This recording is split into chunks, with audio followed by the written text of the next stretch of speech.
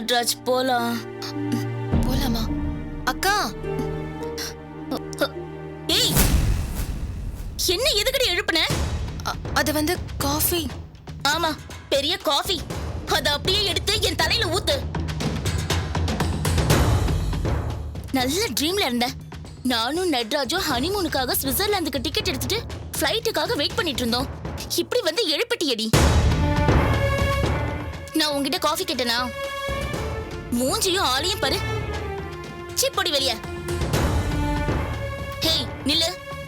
முதல்ல இந்த காஃபி எடுத்துட்டு போ, இல்ல உன் மூஞ்சிலே ஊத்திடுவேன்.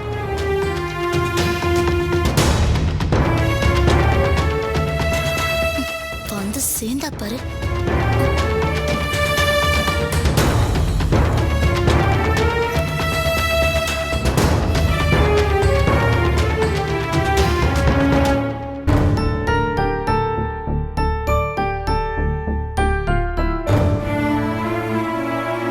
மாமா, என்ன மாமா இங்க உட்கார்ந்துட்டு இருக்கீங்க? என்னாச்சு மாமா? ஏன் இப்படி இருக்கீங்க? உடம்பு எதுவும் சரியில்லையா? திலீப்னை கூப்பிடவா? இல்ல கவிதா, யாரையும் கூப்பிட வேண்டாம்.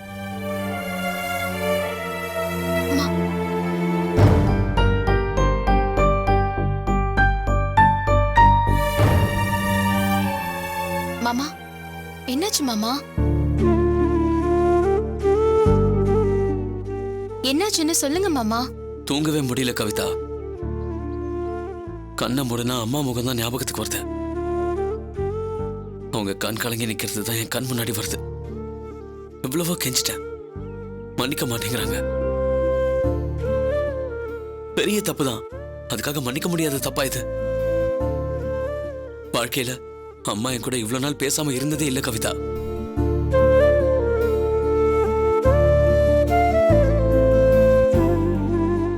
என்ன மாமா நீங்க? இது கூட உங்களுக்கு புரியலையா? அத்தை உங்க மேல கோவப்படுறாங்கன்னா அவ்வளவு நம்பிக்கை வச்சிருக்காங்கன்னு அர்த்தம். இந்த கோவம் நிரந்தரல்ல மாமா. ஒரு நம்பிக்கை கைவிட்டு போச்சுங்கிற வருத்தம் தான் இது. நிச்சயம் அத்தை உங்களை மன்னிப்பாங்க. கவலைப்படாதீங்க மாமா, நம்புங்க மாமா.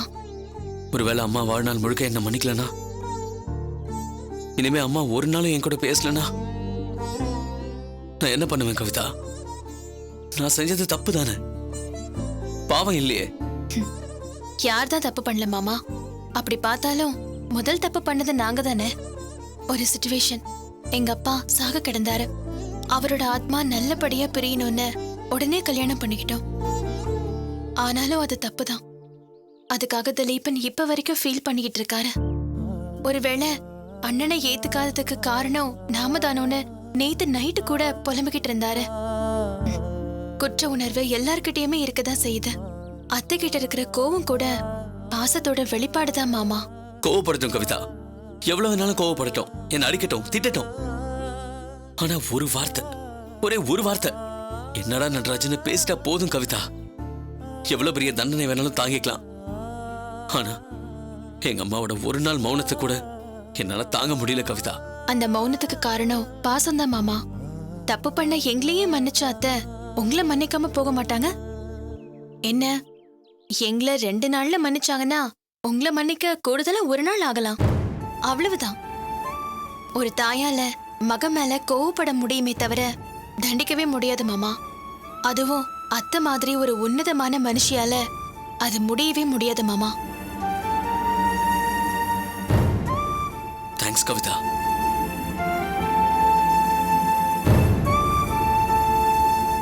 மாமா, காஃபி. நிம்மதியா காஃபி குடிச்சிட்டு போய் ரெஸ்ட் எடுங்க மாமா.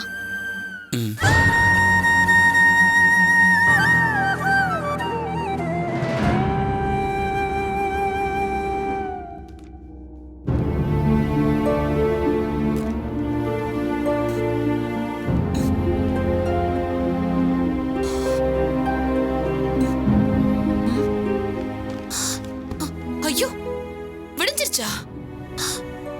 நான் இவ்வளவு நேரமா தூங்கி இருக்கேன். ஏங்க நீங்களாவது என்ன எழுப்ப கூடாதா? பரவாயில்ல உமா, கொஞ்ச நேரம் தூங்க. ஐயோ,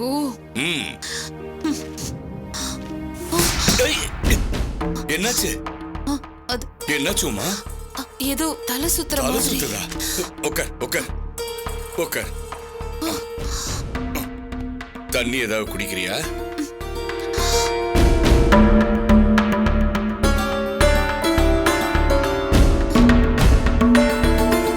ஏய், உமா உமா உமா உமா நட்ராஜ்! உமா உமா திலீபா! உமா உமா என்ன உமா? என்னாச்சு? ஆ? உமா அம்மா அம்மா மயங்கிட்டா? அம்மா டேய் வாங்கடா. உமா அம்மா உமா அம்மா என்னாச்சுமா? அம்மா அம்மா உமா. அம்மா அம்மா திறந்து பாருங்கம்மா. என்னாச்சு? தெரியலடா திடீர்னு மயங்கிட்டா. அம்மா சீக்கிரம் வந்து வா. அப்பா என்னாச்சுப்பா? அம்மா அப்பா என்னாச்சுப்பா? தெரியலையேடா. அம்மா அம்மா அம்மா எந்திரிங்கம்மா. அம்மா அம்மா அம்மா எழுந்திருங்கம்மா. உமா எந்திரிம்மா. ஐயோ. கொடுங்கம்மா. அம்மா எந்திரிங்கம்மா. என்னாச்சுப்பா என்னப்பாச்சு தெரியலடா. முதல்ல ஹாஸ்பிட்டலுக்கு அழைச்சு போயிடுவோம்டா. அம்மா தூக்கு அம்மா. முதல்ல தூக்கு டேய், புடிடா, புடி. தூக்குங்க first முதல்ல கார் எடுங்க, வாங்க.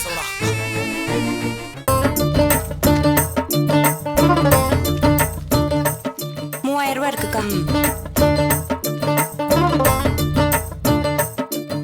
என்னக்கா இது? இந்த மூணாவது வீட்டு பாட்டிமா வட்டி மட்டும் கரெக்டா கொடுத்துட்டு இருக்கு, அசல் தரலையே. பணம் கொடுத்து ரொம்ப நாள் ஆகல. ஆமா சுசீலா, 2 வருஷம் ஆகுது. ஆனா பாத்தியா, 5ஆம் தேதி ஆனா டான்னு வீடு தேடி வந்து வட்டி பணம் கொடுக்குது. இதெல்லாம் சரிப்பட்டு வராது. அந்த அம்மாவை ஒழுங்கு மரியாதையா அசலை திருப்பி தர சொல்லி கேளுங்க. எதுக்கு சுசீலா இப்படி பண்ற?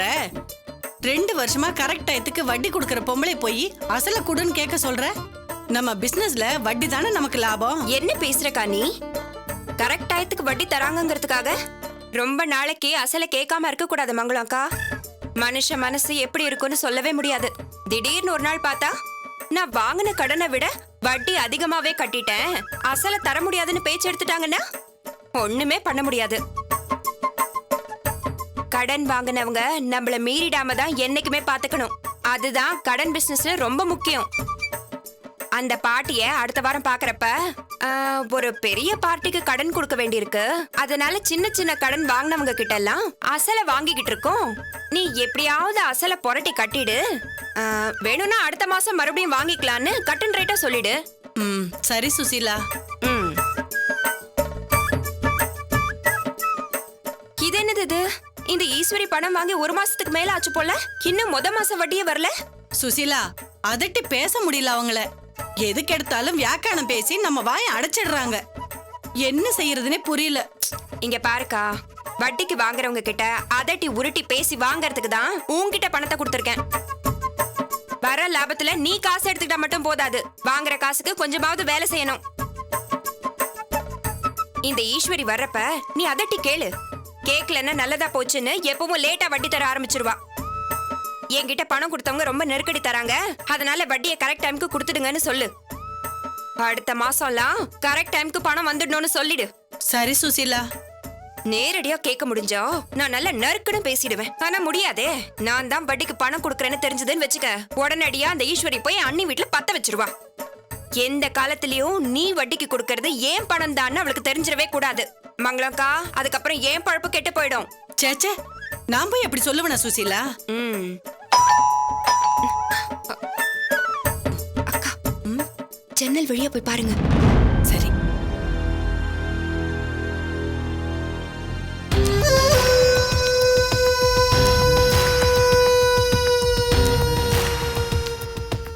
சுசீலா, இந்த பொம்பளைக்கு ஆயுசு 100. ஈஸ்வரி அக்கா வந்திருக்காங்க.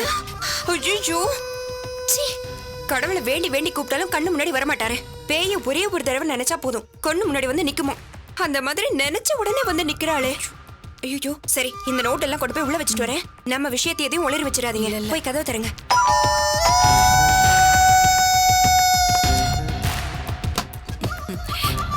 மங்களம்க்கா, நல்லா இருக்கியா? நான் நல்லா இருக்கேன்க்கா. என்ன ஏதாவது முக்கியமான வேலையா இருந்தியா? நான் தொந்தரவு பண்ணிட்டேனா?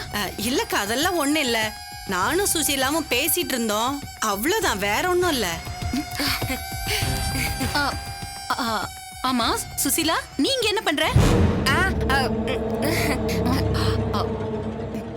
சொல்லு சுசிலா. என்னக்கா என் வீட்டு பக்கத்துல நீங்க வந்துட்டு என்ன இப்படி கேள்வி கேக்குறீங்க? நான் சும்மா இவங்க கிட்ட பேசிட்டு போலான்னு வந்தேன். ஆமா, நீங்க என்ன இந்த பக்கம்? அத சொல்லுங்க முதல்ல. ஆ, அது வேற ஒண்ணும் இல்ல சுசிலா. தோ மங்கள என்னோட ஃப்ரெண்டு. அதான் இந்த பக்கமா வந்தேன். அப்படியே இவளை பார்த்து பேசிட்டு போலான்னு வந்தேன். ஓ, சுசிலா, நீங்க 2 பேரும் ஏதாவது முக்கியமான விஷயம் பேசுறதா இருந்தா பேசுங்க. நான் வேணும்னா போயிட்டு அடுத்த வாரம் வந்து மங்களத்தை பாக்குறேன். வேணாம். நீங்க இருங்க. நான் சும்மா பொழுது போகாம இங்க வந்து பேசிட்டு போலான்னு வந்தேன். நீங்க எங்க இருந்தோ கஷ்டப்பட்டு இவங்களை பார்த்து பேசலான்னு வந்திருக்கீங்க.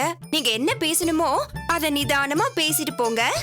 மங்களாக்காவுக்கும் உங்ககிட்ட பேச வேண்டியது நிறைய இருக்கும் இல்லக்கா? ஆமா சுசீலா, நீ போ, நான் ஈஸ்வரியா கிட்ட பேசிக்கிறேன். வரேன்க்கா. அக்கா வரேன். போகும்போது வீட்டுக்கு வந்து ஒரு கப் காஃபி சாப்பிட்டு தான் போகணும். அதுக்கு என்ன சுசிலா, கண்டிப்பா வந்து சாப்பிட்டு போறேன். நீ கிளம்பு.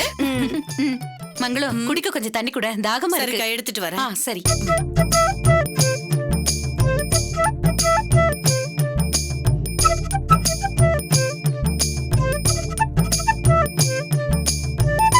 மங்களம் அக்கா ஒழுங்கா பேசுதான்னு பாப்போம். அப்படியே ஈஸ்வரி போனதும் வட்டி காசை வாங்கிட்டு போயிடுவோம்.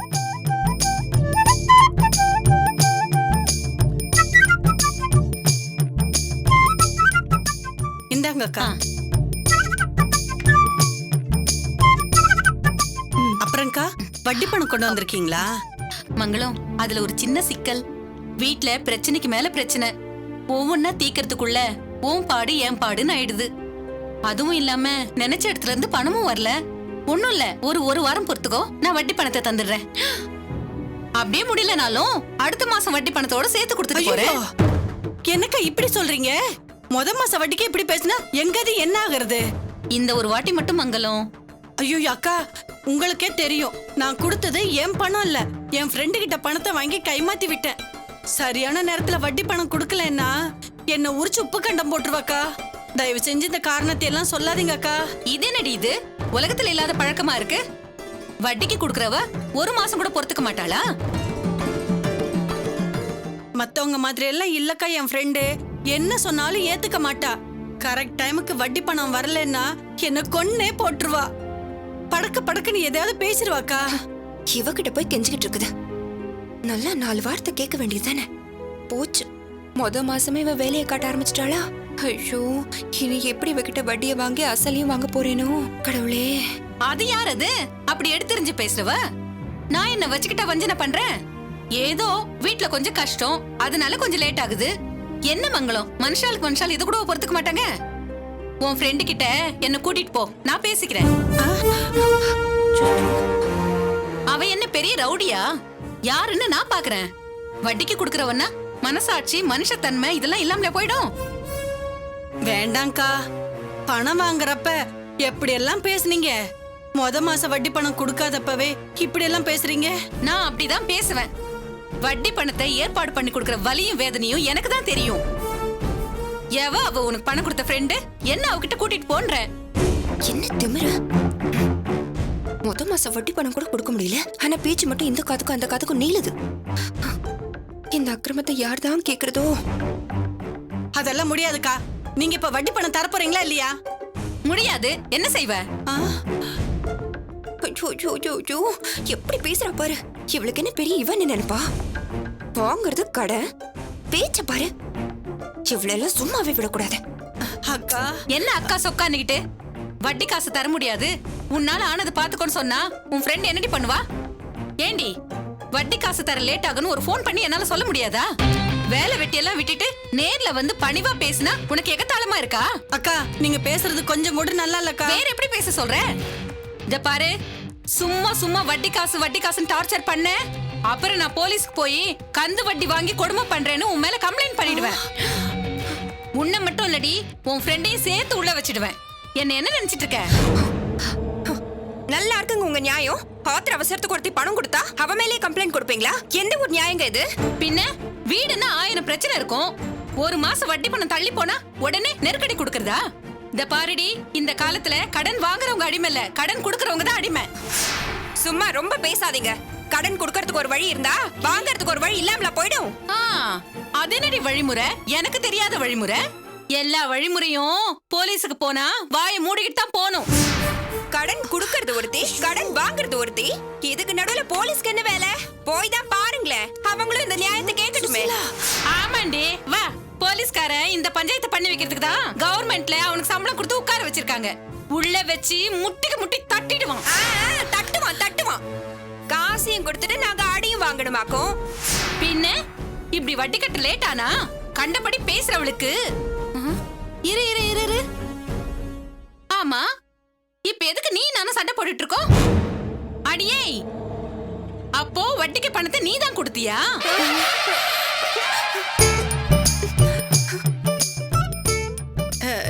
இல்லக்கா, அது வந்து சுசிலா ஒரு நியாயத்துக்காக தான். ஏய், என்கிட்டயே பொய்யா? இந்த ஈஸ்வரி கிரிமினல்கெல்லாம் கிரிமினல். ஒழுங்கா உண்மையை சொல்லு. இது யோ பணம் தானே?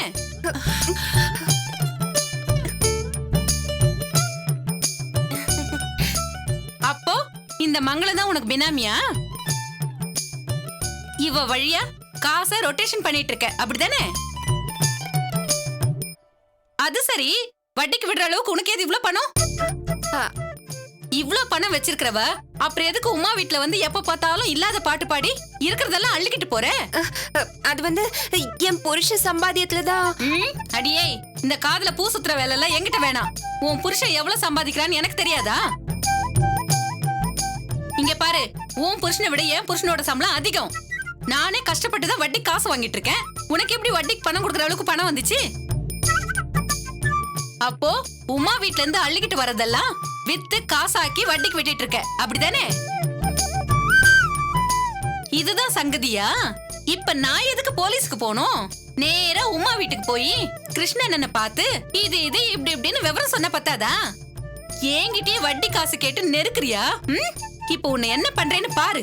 இப்பவே நேரா உமா வீட்டுக்கு போறேன். வேணக்கா வேணக்கா, ஏதோ இல்லாத குறை அங்க இருந்து கொண்டு வந்தது எல்லாம் அப்படி இப்படின்னு வித்தது மட்டும் இல்லாம வாயை கட்டி வயத்த கட்டி அவர் சம்பளத்திலயும் மிச்சம் பிடிச்சுதாங்கா இப்படி வட்டிக்கு விடுறேன். இது என்ன பணம்? வட்டி பணம் தானே? உனக்கு இவ்வளவு வருமானம் இருக்கா? அக்கா அக்கா ப்ளீஸ்க்கா, தயவு செஞ்சு இதை வெளியில யார்கிட்டயும் சொல்லிடாதீங்கக்கா. ஆமா, இந்த விஷயம் எல்லாம் உன் புருஷனுக்கு தெரியுமா? ஐயோ தெரியாதுக்கா, அவர்கிட்ட சொல்லிடாதீங்கக்கா. அப்படி வா வழிக்கு. அக்கா, அது ஏன் பணம்? தப்பா பேசாத சுசிலா, இது ஈஸ்வரியோட பணம். என்னக்கா சொல்றீங்க? ஆமா, இனிமே எனக்கு பணம் தேவைப்படும் போதெல்லாம் நீ தான் தர. உனக்கு ஒரு போன் போட்டா வீடு தேடி வந்து தர. இல்ல உமா நீ கிட்ட சொல்லிடுவீங்களா? சே, நான் ஏன் உமா கிட்ட போகணும்? உன் புருஷ வைத்தியம் ஒருத்தர் இருக்கானே, அவங்கிட்ட ஒரு வார்த்தை சொன்னா போதும், அவனே போய் உமா கிட்ட சொல்லிடுவான். சரி, இங்க பேசி முடிச்சிட்டு உன் வீட்டுக்கு காஃபி சாப்பிட கூப்பிட்டல ஆசையா? வா, காஃபி மட்டும் என்ன, சாப்பாடும் சேர்ந்து சாப்பிட்டே போறேன். போம்மா போ. அப்புறம் மங்களம், இனிமே டீலிங் உனக்கும் எனக்கும் இல்ல, புரியுதா? எல்லா டீலிங்கும் ஸ்ட்ரெயிட்டா சுசிலா கூட தான். வரேன், போ சுசிலா. வாங்கக்கா, உட்காருங்க. போன் எடுக்கலையா? என்ன தெரிஞ்சுக்கிட்டு நான் கூப்பிடுறேன். ஏண்டி சுஷிலா அக்கா, என்னக்கா நீங்க என்ன இந்த பக்கம்? அது ஒண்ணும் இல்லங்க, பக்கத்துல இருக்கிற மங்களம் அக்கா கிட்ட கொஞ்சம் சட்னி வாங்கலான்னு போயிருந்தேன். அதே மங்களத்தை பாத்துட்டு போலாம் தான் நானும் வந்தேன். அங்க வந்தது சுசிலாவை பார்த்தேன். சுசிலா என்ன பார்த்ததும், அக்கா நீங்க வீட்டுக்கு வந்து ஒரு காஃபியாவது குடிச்சிட்டு போகணும்னு ஒரே பிடிவாதம் பிடிச்சா. அதான் வந்தேன். இல்ல சுசிலா? ஆமா ஆமா ஆமா. என்னது, சட்னி வாங்கிட்டு வர போனவ இவங்களை கூட்டிட்டு வந்தியா? சரி போ, அக்காக்கு காஃபி கொண்டா. போ சீக்கிரம் கொண்டா. அப்புறம் என்னக்கா? அப்புறம் ஒரு போன். டேய் வைத்தி, என்னடா நம்ம நடராஜ் திடீர்னு இப்படி பண்ணிட்டான்? உன்கிட்ட கூட சொல்லாமலே இப்படி பண்ணிருப்பான்? நீயும் அவனும் தானே ஜோடி போட்டு சுத்திட்டு இருப்பீங்க. அக்கா என்னக்கா, அதுக்காக அவன் எல்லா மேட்டரும் என்கிட்டவா சொல்லிக்கிட்டு இருப்பான்? நானே அவன் இந்த மாதிரி பண்ணிட்டான்னு ரொம்ப வருத்தத்தோட இருக்கேன்க்கா. என்கிட்ட போய் இதெல்லாம் கேட்டுக்கிட்டு. அக்கா ஒரு நிமிஷம். ஹலோ நட்ராஜ். மாமா, நீங்க உடனே கிளம்பி நல்லமுடன் ஹாஸ்பிட்டலுக்கு வாங்க மாமா. ஹாஸ்பிட்டலா? ஏன்டா, யாருக்கு என்னாச்சு? அம்மா திடீர்னு மயங்கி விழுந்துட்டாங்க மாமா. டேய் என்னடா சொல்ற? அக்காவா? ஆமா மாமா, டாக்டர் செக் பண்ணிட்டு இருக்காங்க மாமா. எல்லாரும் உடஞ்சு போய் நிக்கிறோம். அப்பா அப்படியே பதறி போயிட்டாரு மாமா. யாருக்கிட்டையும் பேசாம இடிஞ்சு போய் உட்கார்ந்துருக்காரு. ஏண்டா, முதல்ல எனக்கு இன்ஃபார்ம் பண்ணிருக்க கூடாதா? சரி நல்லமுடன் ஹாஸ்பிட்டல் தானே? ஆமா மாமா, உடனே வாங்க மாமா. நான் உடனே கிளம்பி வரேன். என்ன வைத்தி, யாருக்கு என்னாச்சு? அக்கா, உமா அக்கா மயக்கம் போட்டு விழுந்துட்டாங்களா? ஆஸ்பத்திரியில அட்மிட் பண்ணிருக்காங்க. சுஷிலா, சுஷிலா. இதோ வந்துட்டேங்க. எந்த ஹாஸ்பிட்டல் எங்கன்னு ஏதாவது சொல்ல. அக்கா அதெல்லாம் சொல்ல நேரம் இல்லக்கா, நான் உடனே கிளம்பணும். நானும் வரேன். அக்கா காஃபி. ஐயோ, ஒவ்வொருத்தி நேரங்காலம் தெரியாம அங்க உமாவை ஹாஸ்பிட்டல் அட்மிட் பண்ணிருக்காங்களாம். நாங்க சரி நீங்க வாங்க போ. என்னங்க? நான் உனக்கு அப்புறம் ஃபோன் பண்றேன்.